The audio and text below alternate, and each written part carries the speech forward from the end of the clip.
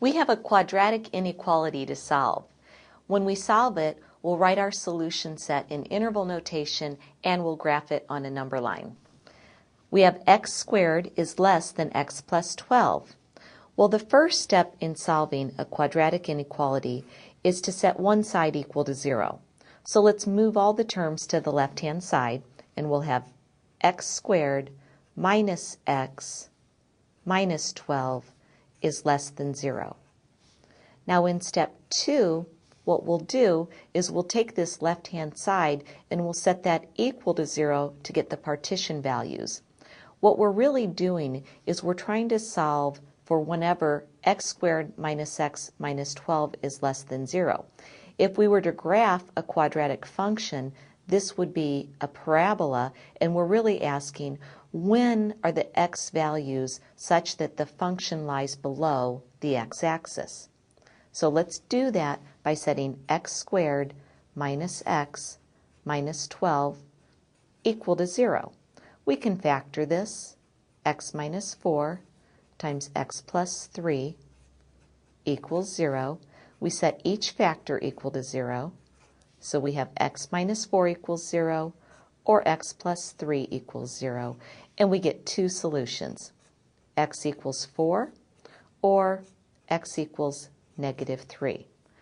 Now, in step 3, we'll draw a number line. And we'll put these two partition values on the number line. So we have negative 3 and we have 4. Next, in step 4, we want to notice that we have three different intervals.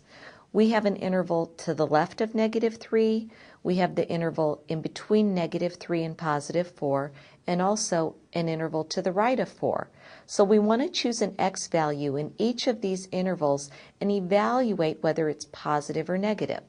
So let's choose an x value to the left of negative 3, say x equals negative 4. We can substitute it right in to this line in where our x's are. We'll have negative 4 minus 4, which is negative 8, times negative 4 plus 3, which is negative 1. So negative 8 times negative 1 is positive 8, so that's a positive number. Let's choose a value in between negative 3 and positive 4. Say x equals 0. When we substitute in 0, it's a nice easy number to substitute in. 0 minus 4 just gives us negative 4 times 0 plus 3 gives us 3. That gives us a total of negative 12, or a negative number in this interval. Let's choose a value to the right of 4, say x equals 5. Well, 5 minus 4 is just 1, times 5 plus 3 is 8. 1 times 8 is 8, which is a positive number.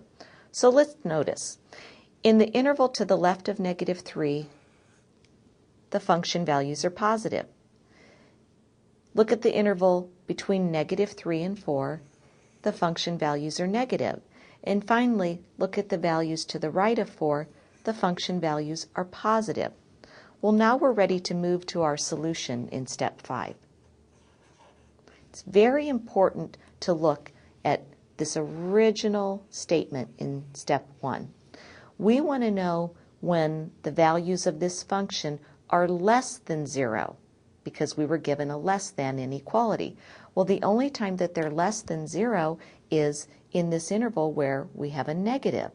So, therefore, we can see that that interval is between negative 3 and positive 4 based on our sign chart. So, we have 0,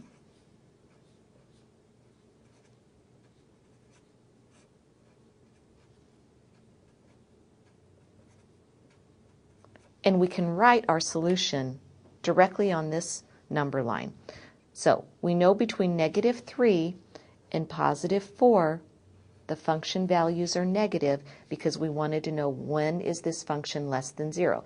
The reason that I used parentheses instead of brackets is because we had a strict inequality. There was no equal sign here.